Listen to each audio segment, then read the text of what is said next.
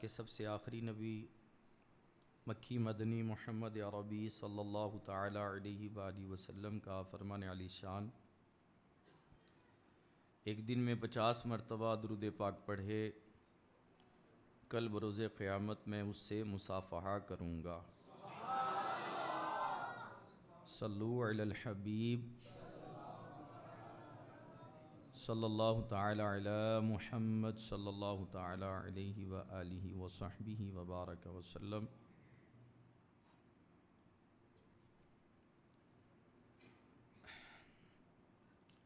اللہ کے نیک بندے ابو بکر شبلی رحمۃ اللہ تعالی علیہ، آپ وضو کر رہے تھے تو اچانک غیب سے آواز آئی، اے شبلی تو نے ظاہری پاکی تو حاصل کر لی ہے، یعنی وضو بنا لیا، باطنی طہارت کہاں ہے؟ تو وہ غیب سے آواز آپ کے کانوں میں پڑی کہ اے شبلی ظاہر میں تو طہارت لے لی آپ نے، لیکن باطنی طہارت، دل کی صفائی، دل کی پاکی کہاں ہے؟ تو یہ جو غیبی آواز تھی، اس غیبی آواز نے آپ کے دل پر بڑا گہرا اثر ڈالا۔ آپ فوراً گھر آئے اور اپنی تمام جائیداد جو ہے، اپنے مال کو جو ہے، اپنی پراپرٹی کو جو ہے، آپ نے اللہ پاک کی راہ میں خرچ کر دیا، اور نماز پڑھنے کے لیے ہی آپ نے صرف ضرورت کے کپڑے رکھے۔ 1 سال اسی طرح سے گزرا، پھر سید الطائفہ یعنی اولیاء کے سردار، اچھا بھلا چل رہا تھا یہ، اب میں ڈسٹرب ہوں گا، بہت اچھا چل رہا تھا یہ، جہاں تھا پہلے وہیں کر دیں اسے۔ تو سید الطائفہ یعنی اولیاء کے سردار سیدنا جنید بغدادی رحمۃ اللہ تعالی علیہ کی خدمت میں آپ حاضر ہوئے۔ تو سیدنا جنید بغدادی رحمۃ اللہ تعالی علیہ نے فرمایا، شبلی جو طہارت تو نے اختیار کی ہے نا، یہ طہارت بڑی فائدہ مند ہے۔ اور وہ طہارت کیا تھی؟ آپ نے مال، اپنی پراپرٹی، اپنا جائیداد جو ہے، یہ اللہ پاک کی راہ میں خرچ کر دیا، اور ضرورت کے کپڑے اپنے پاس رکھے، اور اس سے ہی ضرورت کے کپڑوں سے نماز پڑھتے تھے۔ تو یہ جو واقعہ ہے کہ باطنی طہارت جو ہے، دل کی صفائی جو ہے، یہ ظاہری صفائی سے جو ہے یہ بڑی اہم ہے۔ ظاہر میں تو ہم لوگ جو ہے وہ اپنے کپڑوں کو بھی صاف رکھتے ہیں، داڑھی ہے تو اس کو بھی صاف رکھتے ہیں، چہرہ ہے تو اس کی بھی بڑی فکر کرتے ہیں، بال ہیں تو اس کی بھی بڑی فکر کرتے ہیں، کپڑوں پہ داغ دبے لگ جائیں تو اس کی بھی بڑی فکر کرتے ہیں۔ تو میرے پیارے محترم اسلام بھائیوں، ہم نہاتے بھی ہیں، ہم دھوتے بھی ہیں، ظاہری جسم کو سنوارنے کے لیے بڑی کوشش کرتے ہیں۔ بلکہ میں ایک مثال دیتا ہوں، جب ہم نیند سے اٹھتے ہیں تو بال بکھرے ہوتے ہیں، اور بعض اوقات آنکھوں سے مواد نکل کر ہمارے باہر جمع ہوتا ہے، اچھا بعض اوقات منہ سے رال ٹپک رہی ہوتی ہے۔ تو ہم جب نیند سے بیدار ہوتے ہیں تو ہم اس وقت تک گھر سے باہر نہیں نکلتے ہیں جب تک ہم اپنے بال نہ سنوار لیں، جب تک ہم اپنے چہرے پر 2-4 چھٹے پانی کے نہیں مار لیتے ہیں۔ بولے باہر نکلیں گے لوگ کیا کہیں گے؟ بھائی گڈیں لگی ہوئی ہیں، بھائی رالیں ٹپک رہی ہیں، اور بھائی بال بکھرے ہوئے ہیں۔ ہم لوگ لوگوں کے سامنے نہیں آتے، ہم لوگ بال سنواریں گے، اپنی آنکھوں سے گڈ اتاریں گے، اپنی رال وال یہ سارا سیٹ کر کے چہرہ بنا کر پھر ہم گھر سے باہر نکلتے ہیں۔ اگر ہمارے کپڑے میلے ہوں تو لوگوں کے سامنے جاتے ہوئے شرم محسوس ہوتی ہے۔ اور آج جس دور سے ہم گزر رہے ہیں، ہمارے معاشرے کے کئی نوجوان ہیں جو ہزاروں روپے صرف اور صرف اپنے ہیئر اسٹائل کے اوپر لگاتے ہیں، بالوں کے اوپر لگاتے ہیں، وہ کوئی ادھر سے مشینیں ڈال رہا ہوتا ہے، لگا رہا ہوتا ہے، کوئی ادھر سے اٹھا رہا ہوتا ہے، کوئی پیچھے سے اٹھا رہا ہوتا ہے، کوئی کیا بنا رہا ہوتا ہے، کوئی کیا بنا رہا ہوتا ہے۔ اور میں تو جب کبھی بازار سے مارکیٹ سے گزر ہوتا ہے اور یہاں کبھی جو ہے زلفیں وغیرہ بنانے کے لیے جانا ہوتا ہے تو وہ تو بالکل ہے چہرے کے اوپر ایسے پتہ نہیں کیا کیا ڈالا ہوتا ہے، وہ چہرہ ہی پہچانا نہیں جاتا ہے۔ اور کوئی نیا بندہ آئے تو ڈر جائے، پتہ نہیں کیا ہے بھائی، بھوت ووت ڈال کے رکھا ہے یہاں پر، کیا بنا کے رکھا ہے، اس کو کون سی صدا دی ہے، اس کے چہرے کے اوپر کیا لگایا ہے، بھائی کیا نکالنا ہے اندر سے۔ جو رب نے بنایا ہے یہ خوبصورت نہیں ہے، جو رب نے دیا یہ اچھا نہیں ہے، اس کے چہرے کے اوپر پتہ نہیں کیا لیپ دیتے ہیں، پھر اس کے اوپر وہ ڈھکن بالٹی رکھتے ہیں، کیا رکھتے ہیں، اس کو کیا نکالنا ہے اندر سے۔ بھئی کیا بنا رہے ہو، فیشل ویشل پتہ نہیں کیا کر رہی قوم۔ تو ہزاروں روپے ہمارے نوجوان اپنے چہروں کی خوبصورتی کے لیے جو ہے وہ جاتے ہیں اور پانی کی طرح بہاتے ہیں ہزاروں روپیہ۔ بھئی چہرہ لال نکالنا ہے نیچے سے، بھئی تیرا چہرہ کہاں سے لال ہوگا، یہ چند منٹ کے لیے چند سیکنڈ کے لیے لال ہوگا، نیچے سے نکلے گا۔ اصل خوبصورتی دل کی خوبصورتی ہے، اصل صفائی دل کی صفائی ہے۔ دل اجلا ہوگا تو چہرہ جیسا بھی ہوگا نور انشاءاللہ چہرے پر چھلک ہی پڑے گا۔ تو بہرحال جو میرا مدعا اور مقصد ہے، ہمارے نوجوان اور کیا ہمارے ادھیر عمر یہ سب اپنے ظاہری صفائی پر بڑی توجہ دیتے ہیں، مگر یہ لوگ سب کرتے کیوں ہیں؟ اس لیے کہ اچھے نظر آئیں، اس لیے کہ لوگ دیکھیں تو تعریف کریں، لباس شاندار، چہرہ خوبصورت، بال خوبصورت، جوتا خوبصورت، اس لیے کہ لوگ دیکھیں گے کہیں گے خوبصورت اچھا لگ رہا ہے، مگر افسوس دل میلا ہے، مگر افسوس دل پر گناہوں کی سیاہی چڑھی ہے، دل میں برے خیالات ہیں، بدگمانیاں دل کے اندر ڈیرے ڈال کے رکھی ہوئی ہیں، غرور ہے دل کے اندر پڑا ہوا ہے، تکبر ہے دل کے اندر ڈیرے ڈال کے رکھے ہوئے، حسد کی آگ میں جل بھن رہا ہے کہ اس کو اللہ پاک نے یہ نعمت کیوں دے دی، اس سے چھن جائے اور مجھے مل جائے۔ اور بھائی تیرا دل میلا ہے، تیرے دل کے اندر حسد ہے، تیرے دل کے اندر بغض ہے، تیرے دل کے اندر کینہ ہے، تیرے دل کے اندر دنیا کی محبت پھنسی پڑی ہے، تیرے دل کے اندر جو ہے مال کی محبت پھنسی پڑی ہے۔ اور دل کیا ہے، ذرا دل کے کانوں سے سنو پھر آج، دل رب کریم کی نگاہ کا مقام ہے۔ دل جو ہے تیرے رب کی نگاہ کا مقام ہے۔ سنو حدیث پاک میں ہے، یعنی بے شک اللہ پاک تمہارے جسموں اور صورتوں کو نہیں بلکہ رب تبارک و تعالیٰ تمہارے دلوں کو دیکھتا ہے۔ تو اللہ پاک تو دل کو دیکھتا ہے، تیرے ظاہری صورت کو، تیرے لباس کو اللہ تبارک و تعالیٰ نہیں دیکھ رہا، اللہ تیرے دل کو دیکھتا ہے۔ امام غزالی علیہ رحمت اللہ الوالی تصوف کے امام ہیں، آپ نے اس حدیث پاک سے ہمیں جو درس دیا ہے، امام غزالی فرماتے ہیں اس حدیث پاک سے پتہ چلا کہ دل رب العالمین کی نظر کا مقام ہے۔ تعجب ہے اس شخص کے اوپر جو ظاہر سنوارنے کا اہتمام کرے، اپنے ظاہر کو دھوئے، میل کچیل سے ظاہر کو ستھرا کرے تاکہ لوگ اس کے کسی عیب کو نہ دیکھ سکیں، مگر دل کی صفائی کا اہتمام ہی نہ کرے۔ وہ دل جو رب العالمین کی نظر کا مقام ہے، لوگوں کے لیے تو ظاہر سنوارے، رب کے لیے دل نہ سنوارے۔ جہاں رب کی نگاہ پڑتی ہے، جسے رب دیکھتا ہے، وہ دل ہے۔ کسی شاعر نے ہمیں اپنے انداز میں بڑا جھنجھوڑا، اللہ کرے کہ ہم جو ہے ان اشعار سے جو ہے کوئی سیکھ جائیں، کوئی درس عبرت لے جائیں۔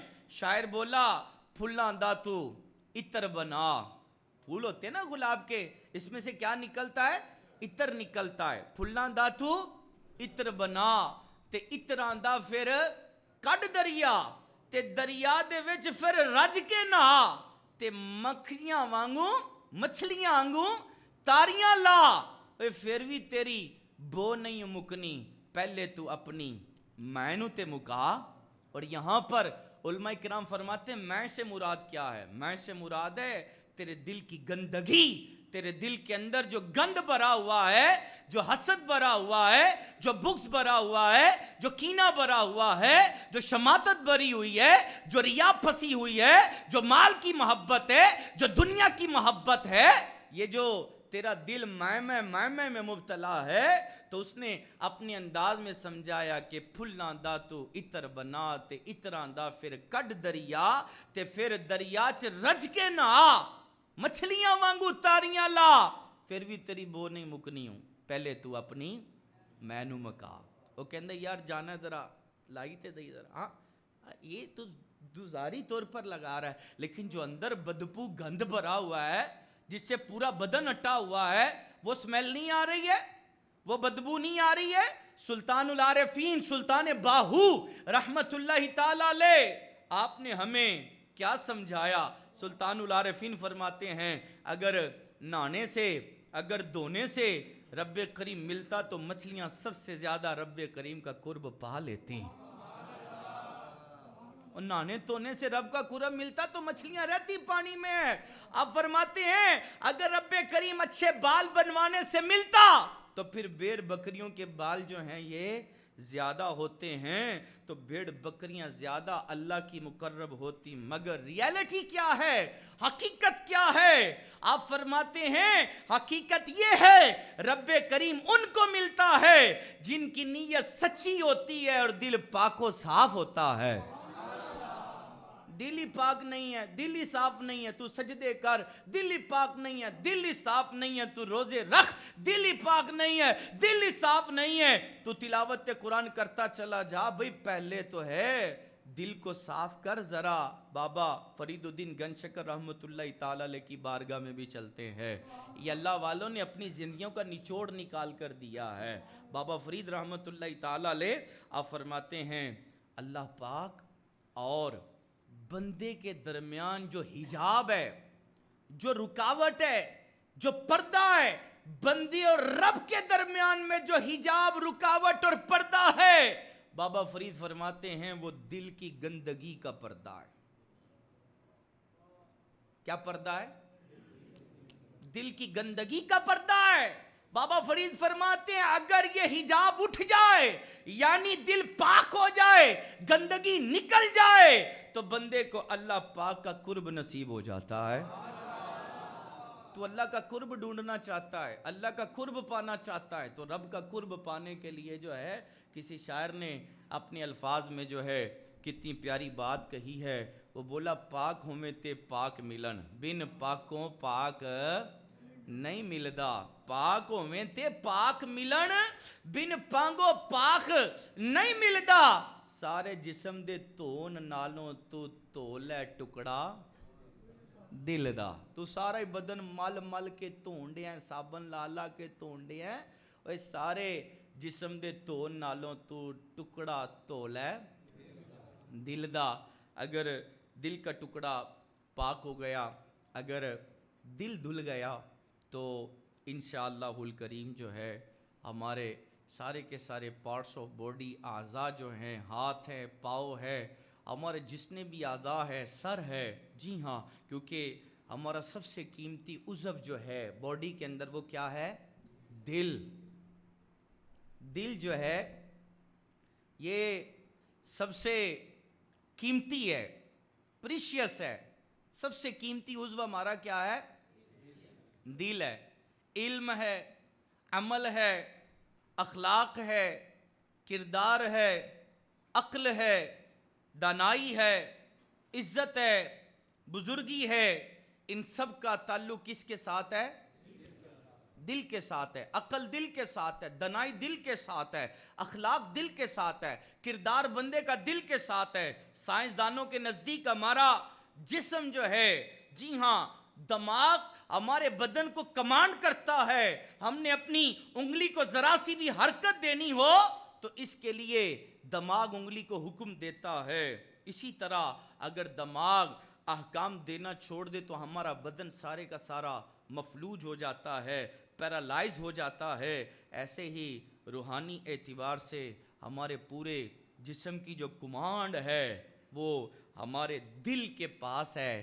ہمارا دل جو ہے ہمیں حکم دیتا ہے, ہم وہی کرتے ہیں. اگر ہمارے دل کی کیفیت اچھی ہوتی ہے ہماری عادات اچھی ہوتی ہے. اگر ہمارے دل کی کیفیت اچھی ہوتی ہے ہمارے اخلاق اچھے ہوتے ہیں. اگر ہمارے دل کی کیفیت اچھی ہوتی ہے نمازوں میں دل بھی لگتا ہے. اگر ہمارے دل کی کیفیت اچھی ہوتی ہے تو پھر مسجد میں دل بھی لگتا ہے. اگر ہمارے دل کی کیفیت اچھی ہوتی ہے تو پھر رب کا ذکر ہوتا ہے, اللہ کے پیارے حبیب کا ذکر ہوتا ہے, اس کے حبیب کے پیاروں کا ذکر ہوتا ہے, اس کی آل کا ذکر ہوتا ہے, اولیاء کا ذکر ہوتا ہے. دل کی کیفیت اچھی ہوتی ہے تو پھر اللہ والوں کا ذکر بھی اچھا لگتا ہے. اور جب دل کی کیفیت اچھی نہیں ہوتی ہے تو پھر بندہ مسجد کے اندر بھی ایسے جیسے پانی کے باہر مچھلی ہوتی ہے, تڑپتا ہے. بندہ مسجد میں آ جاتا ہے تو بھاگتا ہے بھاگتا ہے بھاگتا ہے. مجھے اندازہ ہے, ظاہر ہے میں نے اسی لیے دعا کروائی تھی, اور بھائی ایک بھی کیوں ہماری وجہ سے تنگ پڑے. بٹ ٹھیک ہے بھائی, جنہوں نے جانا ہے وہ نکل جائیں, جنہوں نے آرام کرنا ہے جا کر آرام کرے, جنہوں نے سننا ہے تاکہ پھر وہ بیزار نہ ہو, توجہ سے بات سنیں. اور بات چل رہی آج ہماری دل کے تعلق سے. دل اچھا تو کردار اچھا, دل اچھا تو عادات اچھی, دل اچھا تو اعمال نیک ہے. اور اگر دل برا ہے, دل کی کیفیت نہیں ہے, دل پر گندگی کھول چڑھا ہوا ہے, کون سا دل کے اوپر جو ہے زنگ چڑھا ہوا ہے, دل کے اوپر جو ہے. جی ہاں, امام غزالی علیہ رحمت اللہ الوالی نے بڑی پیاری بات ارشاد فرمائی. امام غزالی رحمت اللہ تعالی علیہ, آپ فرماتے ہیں کہ دل وہ جگہ ہے جس پر فرشتوں کا نزول ہوتا ہے. دل پر کس کا نزول ہوتا ہے؟ فرشتوں کا نزول ہوتا ہے. تو امام غزالی فرماتے ہیں جب دل وہ جگہ ہے جس پر فرشتے نازل ہوتے ہیں تو پھر آپ نے ایک حدیث پاک کوڈ کی. امام غزالی رحمت اللہ تعالی علیہ نے, آپ فرماتے ہیں کہ جس گھر کے اندر کتا ہوتا ہے نا, اس گھر میں رحمت کا فرشتہ نہیں آتا ہے. حفاظت کے لیے بعض لوگ کتے رکھتے ہیں, گھروں کے باہر ہوتے ہیں, گھر کے اندر کتا نہیں ہوتا. تو آپ فرماتے ہیں جس گھر کے اندر کتا ہوتا ہے نا, اس گھر میں رحمت کا فرشتہ نہیں آتا. تو امام غزالی فرماتے ہیں جس دل کے اندر حسد کا کتا بندہ ہو, آپ نے اس کو کتے سے تشبیہ دی ہے حسد کو. آپ فرماتے جس دل کے اندر ریا کا کتا بندہ ہو, جس دل کے اندر مال کی محبت کا کتا بندہ ہو, جس دل کے اندر دنیا کی محبت کا کتا بندہ ہو, جس دل کے اندر بغض کا کتا بندہ ہو, جس دل کے اندر کینے کا کتا بندہ ہو. آپ فرماتے جس دل کے اندر جو ہے حب جاہ کا کتا بندہ ہو, خود پسندی کا کتا بندہ ہو, تو آپ فرماتے ہیں کہ جس گھر کے اندر کتا ہوتا ہے وہاں رب کا رحمت کا فرشتہ نہیں آتا ہے. تو جب رحمت کا فرشتہ ایک کتا ہو تو نہیں آتا ہے. امام غزالی فرماتے ہیں جس دل کے اندر کتا ہی نہیں کتے بندے ہوں, کتوں کی اماجگاہ بنا ہو, ہاں وہ دل ہے. اس دل کے اندر اگر کتے باندھ کے رکھے ہوئے ہیں اور پھر تو جو ہے رب کی رحمت کی امید بھی رکھ رہا ہے, جو رب کی نظر کا مقام بھی ہے, جو فرشتوں کے نازل ہونے کی جگہ بھی ہے, تیری باڈی کو سکون کہاں سے ملے گا؟ کیونکہ دل تیرے بدن کا بادشاہ ہے. بادشاہی کتوں سے بندھا ہوا ہے, بادشاہی درندوں سے اٹا ہوا ہے, بادشاہی گندا ہو گیا, بادشاہی جو ہے اس کے اوپر کھول چڑھا گندگی کا ہے. تو پھر تیرا جسم تیری رایا, یہ ہاتھ دل کی رایا ہے, جی ہاں یہ گردے دل کی رایا ہے, یہ آنکھیں دل کی رایا ہے, یہ کان دل کی رایا ہے, یہ زبان دل کی رایا ہے, یہ دماغ دل کی رایا ہے. تو پھر جو رایا ہے, جو عوام ہے, جو اس کے وزیر ہے, جو اس کے مشیر ہے, جب بادشاہ گندا ہو گیا تو پھر اس کے وزیر اور اس کی رایا کیسی ہوگی؟ بادشاہ کے پیچھے پیچھے اس کے وزیر بھی گندے, اس کی رایا بھی گندی ہو جائے گی. دل کی صفائی کے ساتھ ہی پورے بدن کی صفائی ہے. حدیث پاک سنیں ذرا, ایمان کو تازہ کریں. اللہ ہم سب کو سن کر عمل کی توفیق عطا فرمائے. آپ کے میرے پیارے آقا دو عالم کے داتا صلی اللہ تعالیٰ علیہ وآلہ وسلم نے ارشاد فرمایا, سن لو سن لو اے ایمان والو, اللہ کے پیارے حبیب فرما رہے ہیں سن لو, بے شک جسم میں خون کا ایک لوتھڑا ہے, تیری باڈی میں خون کا ایک لوتھڑا ہے. جب وہ لوتھڑا ٹھیک ہو جائے تو جسم ٹھیک ہو جاتا ہے, اور جب وہ لوتھڑا بگڑ جائے تو پورا جسم بگڑ جاتا ہے. آپ صلی اللہ علیہ وآلہ وسلم نے فرمایا سن لو وہ خون کا لوتھڑا دل ہے، دل ہے۔ جی ہاں، حکیم لقمان کیا کہتے ہیں؟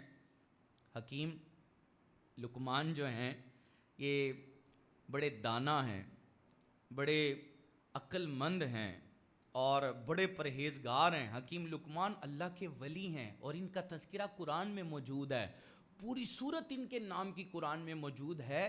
حکیم لقمان رحمۃ اللہ تعالی علیہ، آپ جو ہے یہ شروع کے اندر جو ہے غلامی کی زندگی اختیار کرتے تھے۔ آپ کا دنیا کا ایک آقا تھا، تو ایک دن آپ کا جو دنیا کا آقا تھا اس نے کہا کہ لقمان جاؤ اور جا کر بکری ذبح کرو اور بکری کے بدن کے 2 سب سے اچھے حصے لے کر آؤ۔ حکیم لقمان رحمۃ اللہ تعالیٰ لے گئے، آپ نے بکری کو ذبح کیا اور بکری کو ذبح کر کے آپ بکری کی زبان اور دل نکال کر اپنے دنیا کے آقا کے پاس لے آئے۔ کافی دن گزرے، وقت گزرا تو آپ کے دنیا کے آقا نے پھر کہا کہ لقمان جاؤ اور جا کر بکری پھر ذبح کرو اور اب بکری کے جو سب سے بدترین حصے ہیں نا جسم کے اندر وہ لے کر آؤ۔ حکیم لقمان گئے، جا کر آپ نے پھر بکری کو ذبح کیا اور پھر آپ نے زبان پکڑی اور دل پکڑا اور اپنے دنیا کے آقا کے پاس آ کر آپ نے وہ زبان بھی رکھی، دل بھی رکھی۔ تو آقا کو بڑا تعجب ہوا، اس نے کہا کہ جب میں نے لقمان تجھ سے اچھے حصے لانے کو کہا تو زبان اور دل لے کر آیا، اور جب میں نے تجھے کہا کہ تو اب بکری کے بدترین حصے لے کر آ تو پھر گیا اور پھر جا کر زبان اور دل نکال کر لے کر آیا۔ تو اس پر حکیم لقمان رحمۃ اللہ تعالی علیہ نے اپنے دنیا کے آقا سے فرمایا اگر زبان و دل صحیح ہوں تو یہ سب سے بہترین حصے ہیں۔ اگر زبان صحیح ہو، دل صحیح ہو تو یہ جسم کے سب سے بہترین حصے ہیں، اور اگر زبان اور دل بگڑ جائیں تو ان سے بڑھ کر بری چیز پورے بدن کے اندر کوئی نہیں ہے۔ تو یہ ہمارے بزرگان دین ہمیں سمجھا کر چلے گئے کہ دلی ڈبوئے دلی تارے، اور دل سا دوست نہ دل سا دشمن۔ اور بھئی دلی دوست ہے، دلی دشمن ہے، دلی تارتا ہے، دلی ڈبوتا ہے، دل اچھا ہے تو بندہ تر جاتا ہے، دلی گندا ہے تو بندہ ڈوب جاتا ہے۔ ارے دل اچھا ہے تو اس سے اچھا دوست پوری باڈی کے اندر بندے کے لیے کوئی نہیں ہے، اور اگر دل ہی برا ہے تو اس سے زیادہ دشمن تیری باڈی کے اندر کوئی بھی نہیں ہے۔ واقعی سچی بات ہے، دل بگڑ جائے تو انسان کہیں کا نہیں رہتا ہے، پھر بہن بہن نہیں لگتی ہے، پھر بھائی بھائی نہیں لگتا ہے، دل بگڑ جاتا ہے تو ماں ماں نہیں لگتی ہے، باپ باپ نہیں لگتا ہے، دل ہی بگڑ جاتے ہیں اور دل بگڑتے ہیں تو پھر بندہ ماں کو گالی دیتا ہے نا، دل بگڑتا ہے تو بندہ باپ کے سامنے بولتا ہے، دل بگڑتا ہے۔ تو جس معاشرے سے ہم لوگ گزر رہے ہیں آج، جو سوشل میڈیا کا دورہ ہے، تو اس دور کے اندر جو ہے آج ہماری کیفیت اور حالت اتنی پتلی ہو گئی ہے۔ جی ہاں، ہماری کیفیت اور حالت اتنی پتلی ہے، یہ دل ہی گندا ہو جاتا ہے تو بعض اوقات ہے باپ سے بچی بھی محفوظ نہیں رہتی ہے۔ یہ دل کی گندگی ہے، بہن سے بھائی، بھائی بہن سے محفوظ نہیں رہتا ہے۔ یہ دل کی گندگی ہی تو ہے کہ انسان ہے کہاں کہاں بری نظر سے دیکھتا چلا جاتا ہے۔ یہ دل کی گندگی ہے، کیونکہ دل گندا ہوگا تو پھر اس کے وزیر مشیر یہ سارے گندے ہو جائیں گے۔ دل کی گندگی جو ہے پھر آنکھوں کی گندگی ہے، دل کی گندگی پھر کانوں کی گندگی ہے، دل کی گندگی پھر زبان کی گندگی ہے۔ اللہ تعالیٰ ہم سب کو اس حقیقت کو سمجھنے کی توفیق دے۔ اگر دل ہی گندا ہے تو پھر میں تو سمجھتا ہوں انسان ہی نہیں ہے، اگر اس کے جسم کے اندر دل ہی نہیں ہے۔ دیکھیں انسان چونٹی کو مسلتا ہے تو تکلیف ہوتی ہے، جسے انسان کہتے ہیں، جسے کیا کہتے ہیں؟ انسان کہتے ہیں۔ وہ چونٹی اس کے پاؤں کے نیچے آتی ہے، اس کو تکلیف ہوتی ہے، یہ بھی اللہ کی مخلوق ہے۔ اور بھی چونٹی آ رہی اس کے پاؤں کے نیچے، وہ چونٹی کا خیال کرتا ہے، لیکن دل اتنا گندا ہو جاتا ہے، بعض اوقات ہے یہی ہاتھ اپنی امی پر بھی اٹھا دیتا ہے نالائق، بعض اوقات ہے یہی زبان دل اتنا گندا ہو جاتا ہے اپنی ماں کو گالی دے دیتا ہے۔ چھی چھی، یہ زبان کٹ نہ گئی جو ماں کے اوپر کھلی؟ بھائی تو ساری زندگی جو ہے بھائی اپنے ماں باپ کی خدمت کرتا رہے، सारी जिंदगी जो है, अरे तू उनको सोने के निवाले खिलाता रहे, सारी जिंदगी जो है अपने माँ बाप को हाथ की हथेलियों पर रख के फिरता रहे, लेकिन तो माँ बाप के एहसान का बदला फिर भी नहीं चुका सकता है।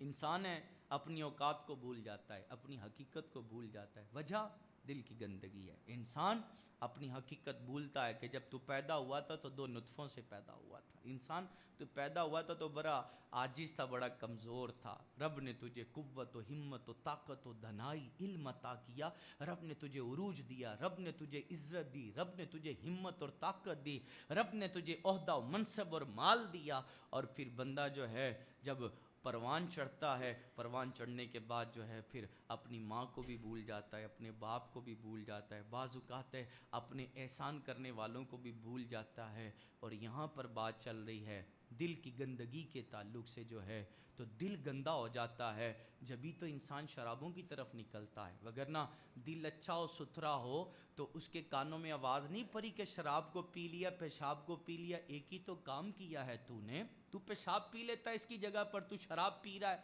क्योंकि शराब और पेशाब में फ़र्क क्या है भाई, शराब को पी लिया, पेशाब को पी लिया, और दिल की गंदगी ही तो है भाई। इंसान है खुशियों के मौके पर सजदा शुक्र अदा करने के बजाय खुशियों के मौके के ऊपर जो है रब की जो है इताअत और फर्मा बरदारी करने की बजाय शराबों के जाम छलकाता है। सालगिरह आती तो हमारी नौजवान जनरेशन जो नशे की तरफ आती है। जी हाँ, 14 अगस्त आती है, हमारी नौजवान जनरेशन नशे की तरफ आती है। और फिर दूसरी बात की तरफ भी तवज्जो दिलाऊंगा, शादी ब्याह आते तो शादी ब्याह पर भी जो है लोग चर्स पीते हैं, शराब पीते हैं, म्यूज़िक करते हैं, मौसीकियाँ करते हैं। ये क्या है? दिल की गंदगी नहीं तो इसे क्या कहा जाएगा भाई? दिल अच्छा हो, दिल सुथरा हो तो फिर इंसान इन गुनाहों में नहीं पड़ता है। और मैं एक बात की तरफ और तवज्जो दिलाऊंगा, क्योंकि हमारे दरमियान में नौजवान एक तादाद, एक तबका बैठा हुआ है, ये दिल की गंदगी है कि दिल की गंदगी जो है ये इंसान की निगाह को गंदा करती है। और ये निगाह कहाँ कहाँ पड़ती है जाकर? Facebook, social media, WhatsApp, Google, कहाँ जा रहा है? यूट्यूब किधर निकल रहा है? इनका यूज क्या है? इन पर क्या देखा जा रहा है?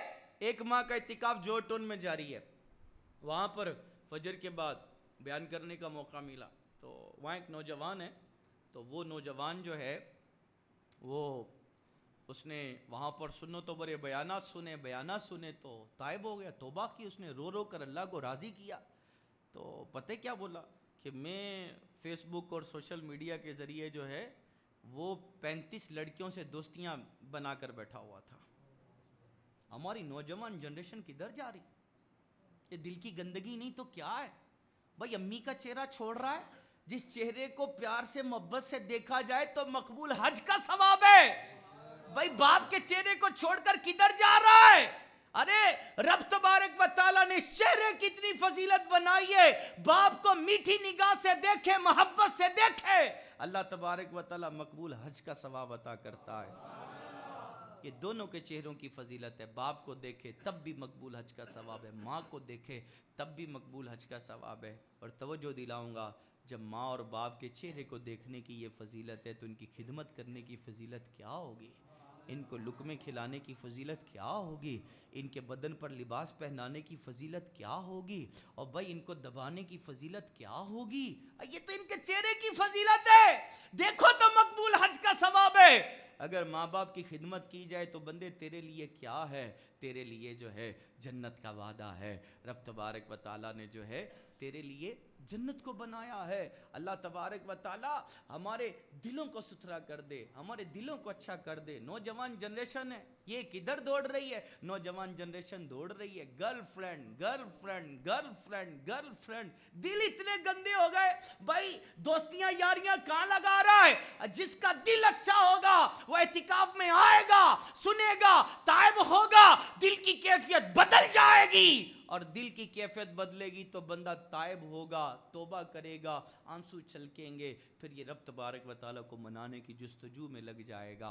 आओ फिर मेरे प्यारे मोहतरम इस्लामी भाइयों, हम सब को जो है अपने दिल की इस्लाह करनी है। अब दिल के ऊपर जंग किन चीज़ों से चढ़ता है? ये 3 اسباب اس کے میں عرض کروں گا. اللہ کرے کہ ہم سب اعتکاف میں ہیں. دل کی سختی کے اسباب میں سب سے پہلی بات جو ہے وہ ہے انسان فضول باتیں کرتا ہے. فضول باتیں کرتا ہے، فضول گفتگو کرتا ہے. اور جب فضول باتیں کرتا ہے، فضول گفتگو کرتا ہے تو اس سے دل جو ہے یہ سخت ہوتا چلا جاتا ہے. میں آپ کے سامنے حدیث پاک عرض کروں گا.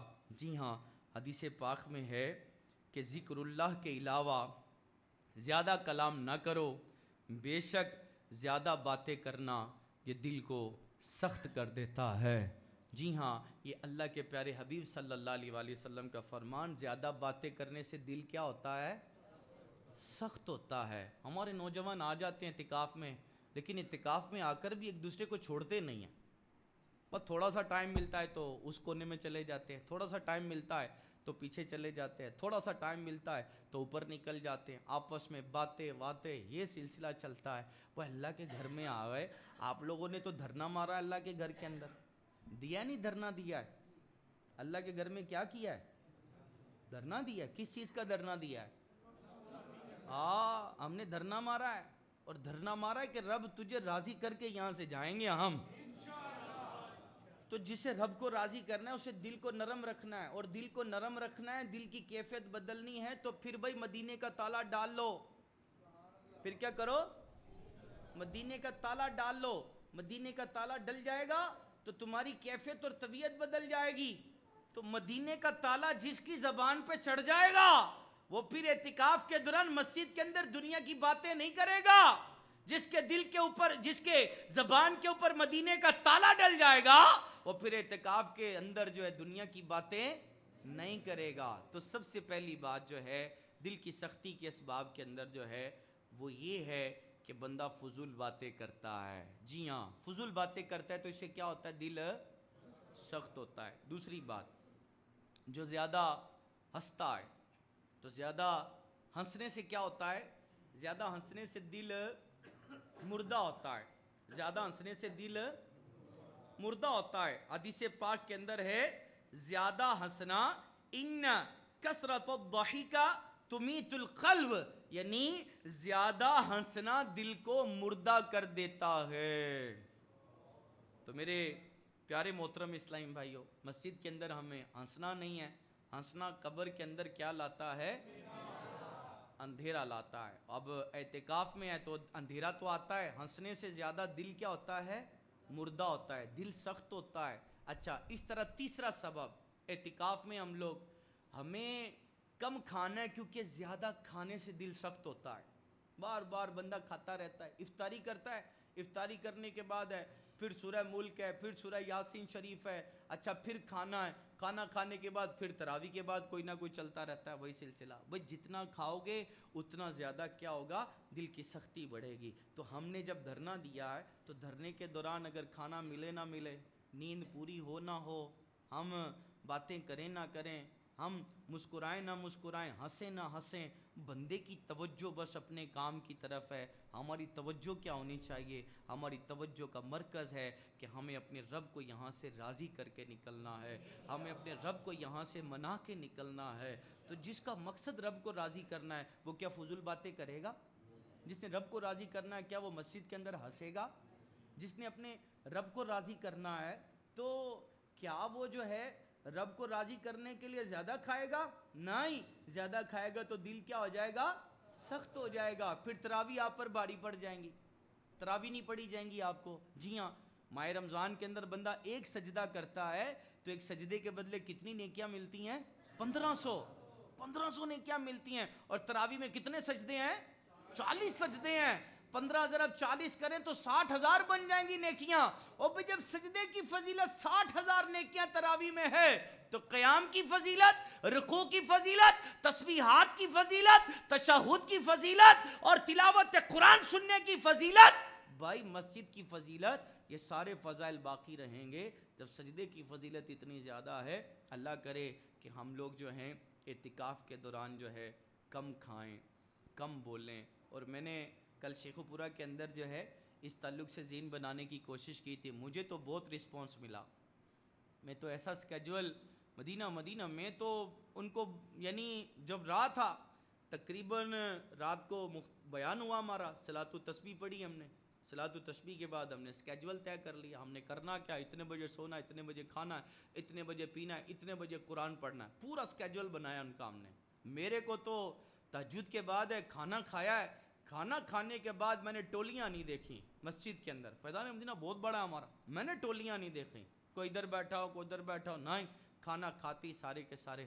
میں نے بولا بھائی کھانا کھانے سے لے کر فجر کی جماعت تک آپ کے پاس وقت ہوتا ہے، آپ پورا پارہ روزانہ پڑھ سکتے ہیں، قرآن کی پورے پارے کی تلاوت کر سکتے ہیں، پورا قرآن کا پارہ پڑھ سکتے ہیں، ٹھیک ہے۔ اچھا اب آپ کو بھی چاہیے، آپ نے اعتکاف کے اندر بعض اسلامی آتے ہیں یار قرآن نہیں پڑھنے دیں، میں کہتا ہوں جتنا ہم قرآن پڑھنے کا ٹائم دیتے ہیں اتنا اور کون ٹائم دیتا ہے؟ میں بتاتا ہوں آپ کو قرآن پڑھنے کا ٹائم کون سا ہے۔ آپ نے کھانا کھانے سے پہلے تیار ہو جانا، فریش، تہجد پڑھ لی، تہجد پڑھنے کے بعد مناجات کرنے کے بعد کھانا کھاتے ہی بالکل اپنے منہ کو فریش کریں، صفائی کریں، برش کریں، مسواک کریں، جو بھی کرنا ہے سیدھے آ کر صفوں کے اندر بیٹھ کر جو قرآن کھول کر قرآن پڑھنا شروع کریں، آپ پورا پارہ تلاوت قرآن کر سکتے ہیں۔ اور دل پر جو گندگی چڑھ جاتی ہے نا، اس گندگی کو اتارنے کا ایک طریقہ جو ہے، یہ دل کی گندگی کا علاج ہے۔ تو دل کی گندگی کا علاج یہ ہے کہ بندہ کثرت سے قرآن پڑھے، تلاوت قرآن کرے، جو جتنی زیادہ تلاوت قرآن کرے گا اس کا دل اتنا ہی اجلا اجلا چمکدار ہوتا چلا جائے گا۔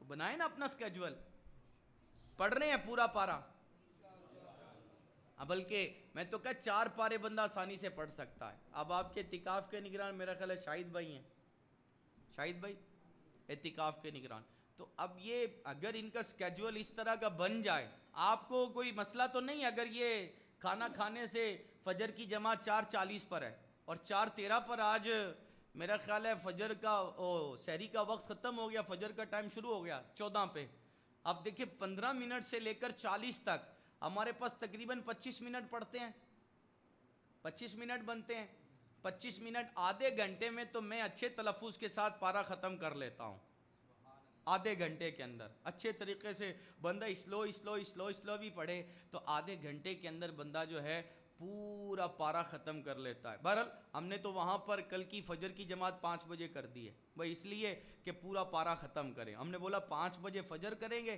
5 بجے سے لے کر 5:15 بجے تک جماعت ہوگی، دعا ہوگی، اس کے بعد تفسیر کا حلقہ لگے گا، فیضان سنت کے 4 صفحات پڑھیں گے، شجرہ شریف پڑھیں گے، اشراق و چاش کا ٹائم ہو جائے گا، اشراق و چاش پڑھتے ہی وقفہ آرام ہے، اور وقفہ آرام 6:15 بجے سوئیں گے، 12:30 بجے تک سوتے رہیں گے، اور یوں ہم نے وہاں سیٹنگ کر دی، بس ٹھیک ہے ایک نشست یہ سوئے، اب پتہ نہیں آپ کا اسکیجول جو بنا سو بنا، تو جو بنا ہوگا وہ ظاہر ہے دعوت اسلامی کے اسکیجول کے مطابق ہی بنا ہوگا، یوں ہی ہے شاہد بھائی؟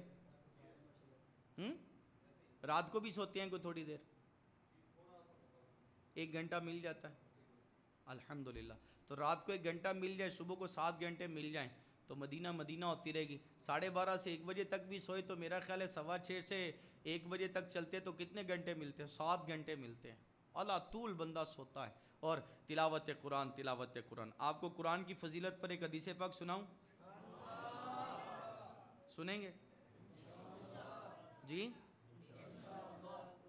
دل آپ کا ایمان تازہ ہو جائے گا، یقین مانو ایمان تازہ ہو جائے گا۔ مجھے تو یہ حدیث پاک پڑھنے سنانے کے بعد قرآن سے اور محبت ہو گئی، یقین مانے دل اتنا ٹھنڈا ہوا ہے کہ قرآن جو ہے ماشاءاللہ الکریم جو ہے یہ انسان کو تنہا نہیں چھوڑے گا۔ جی ہاں، قرآن کی فضیلت ذرا سنیں، قرآن کیا کرتا ہے؟ دل کے زنگ کو دور کرتا ہے، دل کے زنگ کو دور کرتا ہے۔ آپ صلی اللہ علیہ وآلہ وسلم نے فرمایا جس گھر میں قرآن کی تلاوت کی جاتی ہے اس گھر پر نور کا خیمہ ہوتا ہے۔ ٹھنڈ پڑی ہے، سینہ ٹھنڈا ہوا ہے، اب جس میں قرآن نہیں پڑھا جاتا اس کے گھر کے اوپر نور کا خیمہ نہیں ہوتا، جس گھر میں قرآن پڑھا جاتا ہے اس پر کیا ہوتا ہے؟ نور کا خیمہ ہوتا ہے۔ اس نور کے خیمے سے آسمان والے رہنمائی لیتے ہیں، جیسے ہم سفر کرتے ہیں نا تو آسمان کے ستاروں سے رہنمائی لیتے ہیں، چھوٹے چھوٹے نور کے جو ستارے، تو ہم زمین والے کس سے رہنمائی لیتے ہیں؟ سفر کے دوران ہم ستاروں سے رہنمائی لیتے ہیں، تو آسمان والے کس سے رہنمائی لیتے ہیں؟ جس گھر کے اندر قرآن پڑھا جاتا ہے اس گھر کے اوپر جو ہے وہ نور کا خیمہ ہوتا ہے. جب قرآن پڑھنے والا مر جاتا ہے, فوت ہو جاتا ہے, تو وہ نور کا خیمہ اس کے گھر سے اٹھا لیا جاتا ہے. فرشتے آسمان سے دیکھتے ہیں تو انہیں وہ نور کا خیمہ نظر نہیں آتا. فرشتے اسے ایک آسمان سے دوسرے آسمان پر لے جاتے ہیں اور اس مومن کی روح پر جو ہے فرشتے درود بھیجتے ہیں جو زمین پر قرآن پڑھا کرتا تھا. فرشتے کیا کرتے ہیں؟ درود بھیجتے ہیں. پھر قیامت تک فرشتے اس قرآن پڑھنے والے کے لیے استغفار استغفار استغفار کرتے ہیں. اور جو بھی مومن کتاب اللہ سیکھتا ہے اور پھر رات کی کسی گھڑی میں نماز پڑھتا ہے تو وہ رات اگلی رات کو وصیت کرتی ہے کہ اس مومن کو وقت مقررہ پر بیدار کر دینا اور اس کے لیے آسان ہو جانا. اور جب قرآن پڑھنے والا بندہ فوت ہو جاتا ہے تو اس کے گھر والے اس کے کفن کی تیاری میں مشغول ہوتے ہیں, جبکہ قرآن کریم انتہائی حسین صورت میں اس کے سرانے آ کر کھڑا ہو جاتا ہے. گھر والے کفن کی تیاری کر رہے ہیں, قرآن جو ہے اس بندے کے سرانے آ جاتا ہے اور خوبصورت شکل میں آ جاتا ہے. اللہ اکبر. پھر قرآن اس کے کفن کے نیچے اور سینے کے اوپر آ جاتا ہے. اس کے کفن کے نیچے قرآن, اس کے سینے پر قرآن. آگے چلیں, آپ کا ایمان تازہ ہو جائے گا. اور جب اسے قبر میں رکھ کر مٹی برابر کرتے ہیں, اس کے رشتہ دار چلے جاتے ہیں, دوست چلے جاتے ہیں, منکر نکیر آ کر اسے قبر میں بٹھاتے ہیں, اتنے میں قرآن مجید فرقان حمید جو ہے اس بندے اور فرشتوں کے درمیان رکاوٹ ڈال دیتا ہے. قرآن اس کے ساتھ ہے. اس کی قبر میں منکر نکیر آئے تو قرآن اس بندے اور فرشتوں کے درمیان رکاوٹ بن جاتا ہے. فرشتے قرآن سے کہتے ہیں ایک طرف ہو جا تاکہ ہم اس سے سوال کریں, تو قرآن کہتا ہے رب کعبہ کی قسم ایسا ہرگز نہیں ہوگا, میں اپنے جو ہے مصاحب کو نہیں چھوڑوں گا. فرشتے کہتے ہیں قرآن تو اس سے جدا ہو جا. قرآن کہتا ہے میں اس سے جدا نہیں ہوں گا کیونکہ یہ میرا مصاحب ہے, میرا دوست ہے, میں اسے کسی حال میں اکیلا نہیں چھوڑوں گا.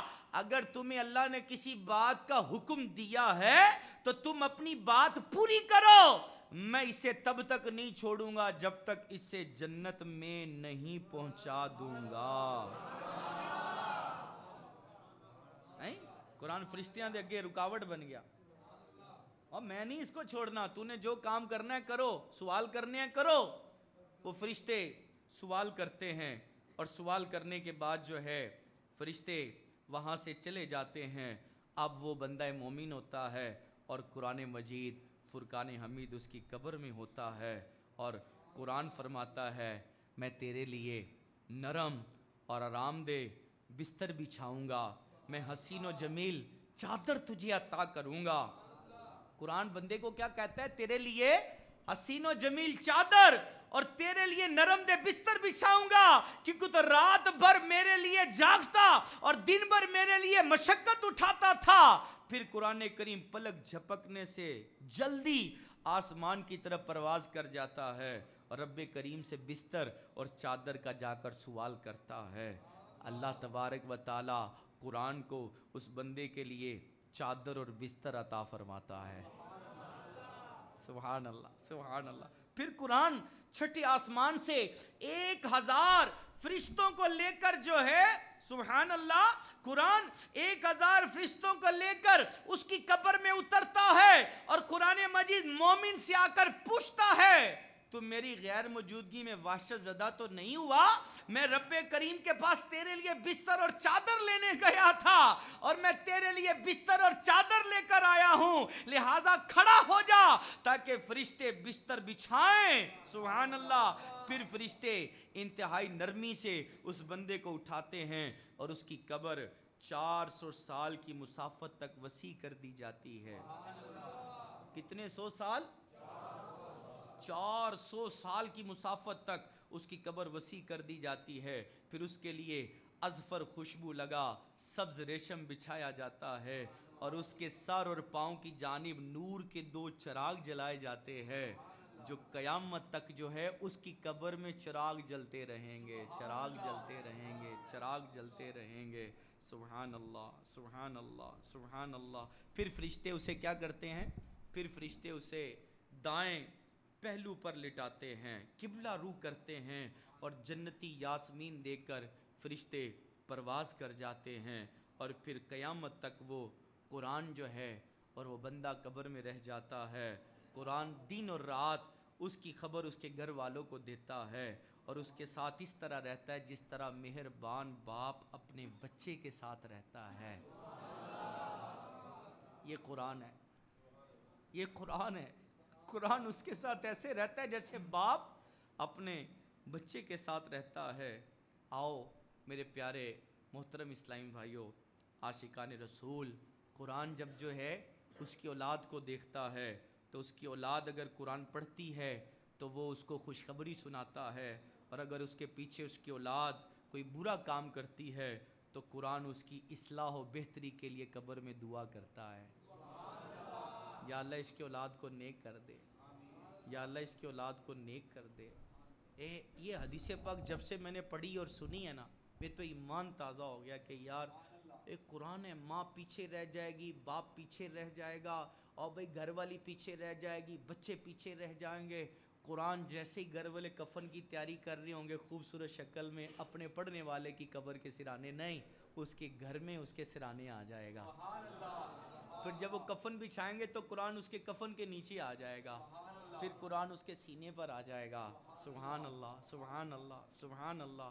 قرآن قبر میں اس تک قیامت تک رہے گا، اور قیامت کے دن بھی جو ہے نامہ اعمال میں بیٹھ کر اس کی سفارش کر کے اس بندے کو داخل جنت کروائے گا۔ آؤ، دلوں کو زنگ لگ جاتا ہے، اس کا ایک نسخہ کیا ہے؟ قرآن پڑھنا ہے، تلاوت قرآن کرنا ہے۔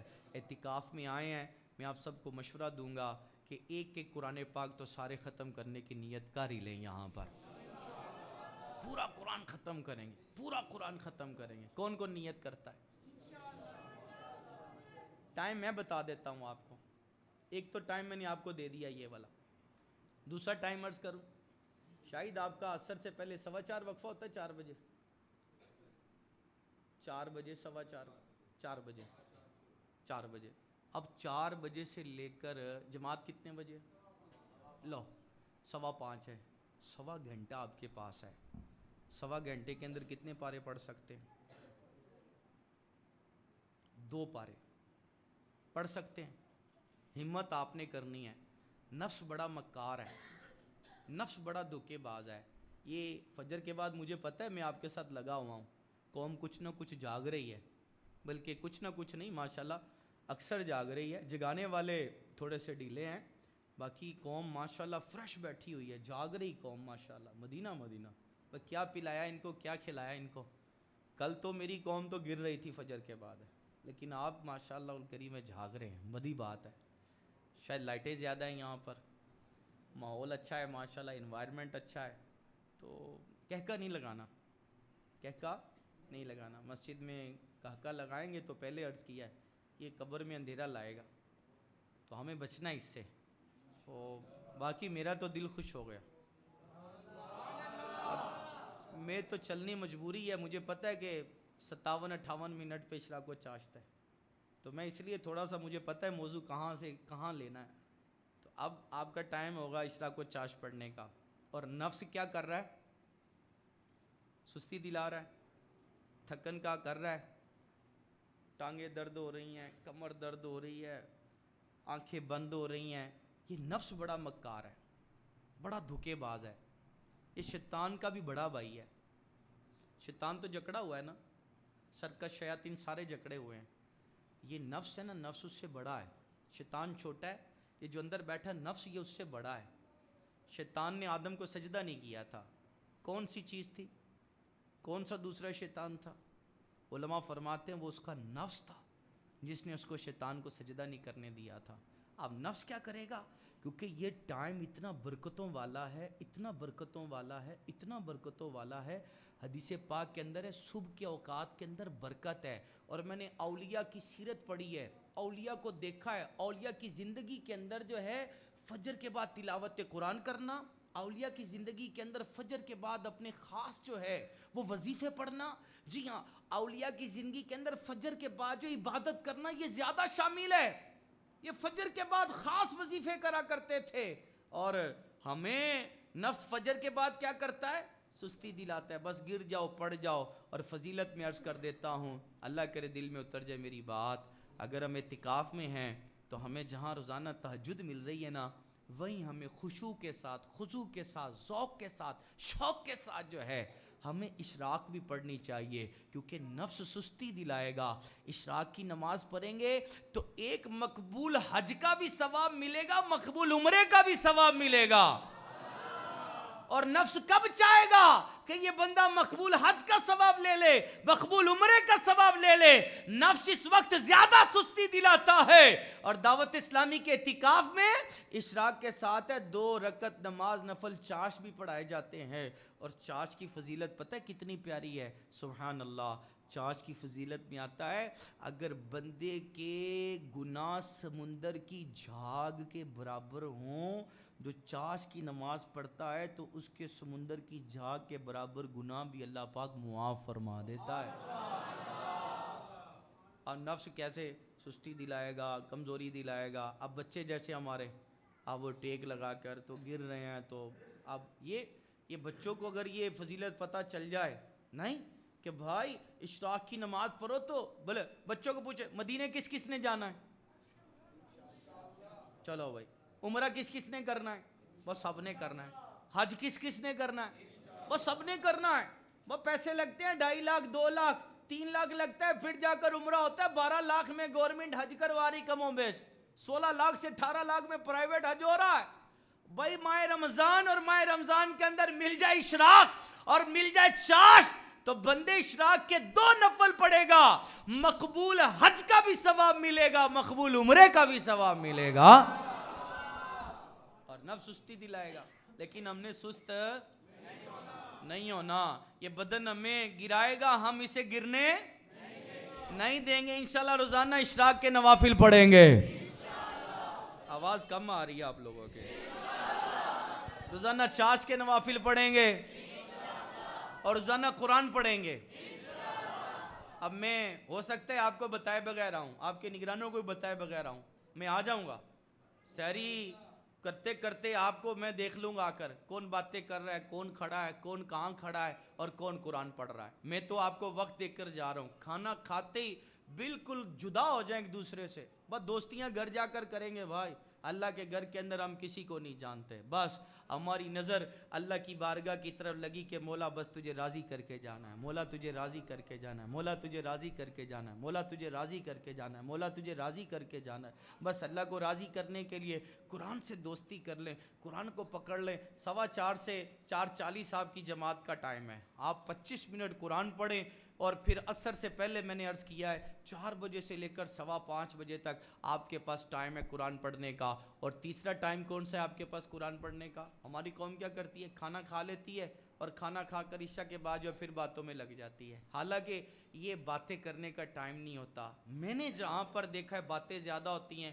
میں نے جہاں پر دیکھا ہے کہ گروپنگ ہوتی ہے، کونوں پہ کھڑے ہو جاتے ہیں، وہ سحری کرنے کے بعد اور افطاری کرنے کے بعد. افطاری کا کھانا کھائیں گے، بولے کوئی نہیں اب ریلیکس ہے. بھی ریلیکس نہیں ہے، ابھی ٹائم تھا ہمیں جو ہے کھانا کھا کر پھر پہلی صف میں آ کر قرآن پڑھنا تھا. یہ ٹائم ہے ہمارے پاس قرآن پڑھنے کا. یہ تو کوئی جدول نہیں ہے نا شاید اس کے دوران. تو کھانا کھانے کے بعد ہمیں عشاء کے اذان تک کوئی جدول نہیں ہے، عشاء کی جماعت تک کوئی جدول نہیں ہے. اور مجھے پتہ ہے 7:30 بجے آپ فارغ ہو جاتے ہوں گے کھانا وانا کھا کر، اور 8:15 بجے جماعت ہوگی. 8:30 ہے، لو اب 8:30 جماعت ہے، آپ 7:30 سے لے کر 8:30 تک گھنٹہ کیا کریں گے؟ افطاری کا ٹائم 6:31 ہے. ہو سکتا ہے یہاں پر 30 منٹ ہو، کل شیخو پورہ میں 31 منٹ پر تھی، تو یہاں پر 30 منٹ. 6:30 بجے اگر آپ کی ہوتی ہے، 6:45 بجے 6:40 تک آپ جو ہے مغرب پڑھ کر 6:50 تک مغرب پڑھ کر فارغ ہوتے ہیں. اس کے بعد سورہ ملک ہے، سورہ یاسین شریف ہے. اب بڑا بھی چلے جائیں گے تو 7:15 بجے تک چلے جائیں گے. 7:15 بجے کھانا کھانے جاتے ہیں تو 15 سے 20 منٹ لگتے ہیں، بندہ کھانا کھا کر فارغ ہو جاتا ہے. اب 7:30 سے لے کر آپ نے 8:30 بجے تک کیا کرنا ہے؟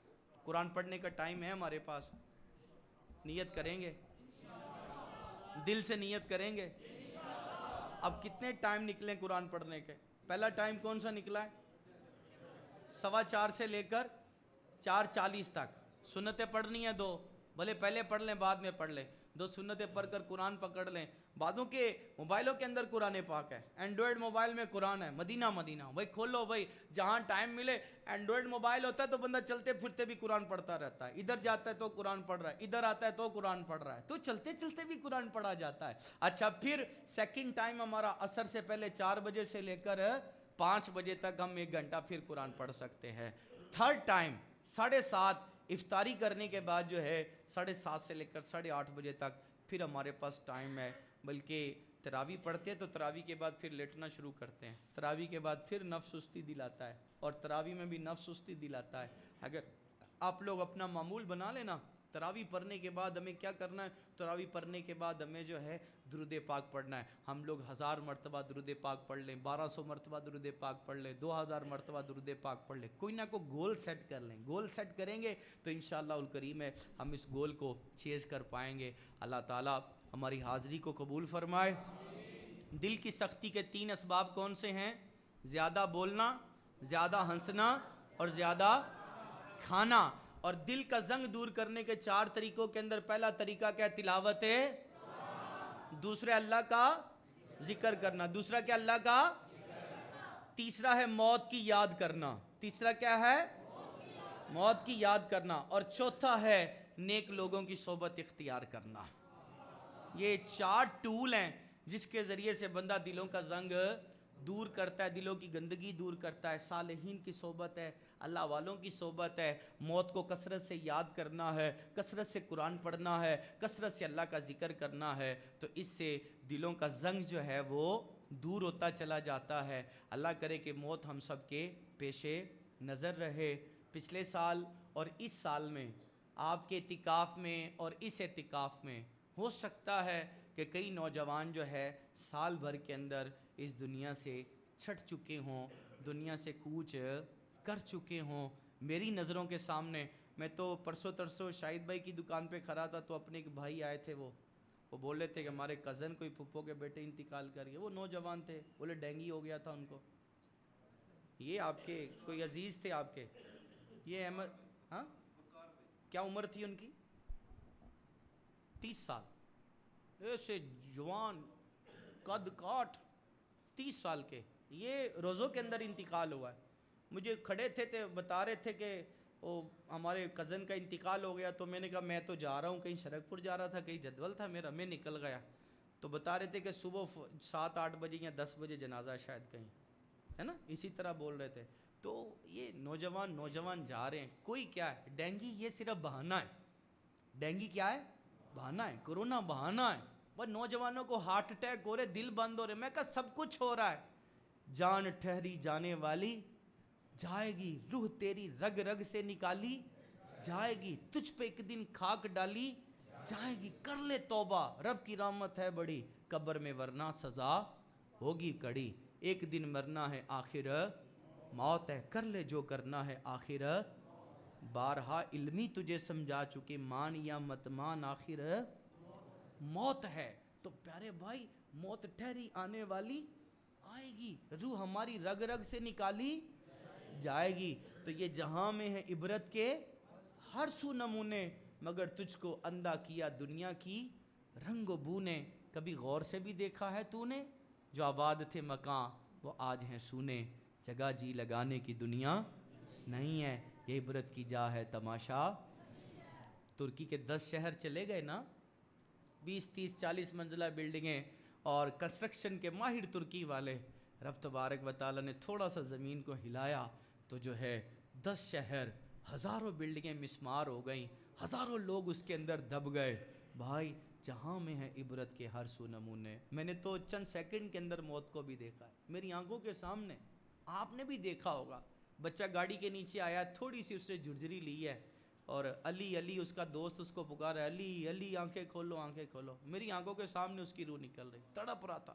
تو چند سیکنڈ، 1 منٹ بھی نہیں لگا اس کو، بالکل رنگ پیلا پڑ گیا اور وہیں کا وہیں وہ ڈیڈ ہو گیا. میں کہتا ہوں بندے تو پھوپھا کرتا رہتا ہے، اپنی موت کو یاد کر، تیرے دل کی سختی جاتی رہے گی، اپنی موت کو یاد رکھ، تیرے دل کا زنگ اترتا رہے گا۔ ہم موت کو بھول جاتے ہیں، جبھی تو ہم لوگ گناہوں میں پڑ جاتے ہیں۔ ہم موت کو بھول جاتے ہیں، جبھی تو ہم لوگ جو ہیں فلموں کی طرف نکلتے ہیں، ڈراموں کی طرف نکلتے ہیں، موسیقیوں کی طرف نکلتے ہیں، لڑکیوں کی دوستی کی طرف نکلتے ہیں۔ اگر موت یاد ہو تو پھر بندہ ان گناہوں میں نہ پڑے۔ اللہ نہ کرے کسی کو گناہ کرتے کرتے موت آئے۔ آئیں سارے مل کر دعا کرتے ہیں، اللہ پاک ہم سب کو موت دے تو کہاں پر دے؟ مدینہ منورہ میں دے، اور سبز گنبد کے سائے میں دے، اور جلوائے مصطفیٰ میں دے۔ آمین بجاہ خاتم النبیین صلی اللہ تعالی علیہ وآلہ وسلم۔ جن کا وضو ہے وہ کھڑے